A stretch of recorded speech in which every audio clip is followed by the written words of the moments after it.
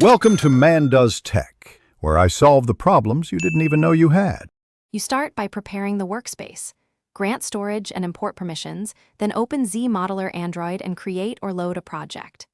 Once done, set units and grid spacing to match your target asset, centimeters or meters, because scale matters. Make sure to import reference images or OBJ files now, placing them in separate layers. You'll begin editing immediately. Select the mesh, switch to vertex mode, and position the camera. This first phase reduces later rework and keeps proportions accurate. You now move into detailed modeling.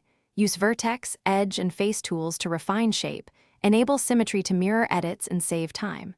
Once confident, apply crease or smooth modifiers and adjust normals for clean shading. Make incremental saves, export backup, OBJ files, and use local cloud sync to prevent loss. While working, isolate parts with layers and lock what's finished. This improves performance and prevents accidental changes. Remember that frequent exports make recovery straightforward if a complex edit breaks. You finish by baking textures, verifying UV islands, and setting the correct export scale for your target engine or app. Once exported, test the model in the renderer or viewer. Look for flipped normals, missing UVs, or excessive triangle counts. If something goes wrong, reset transforms, check for non-manifold geometry, and re-export a trimmed version.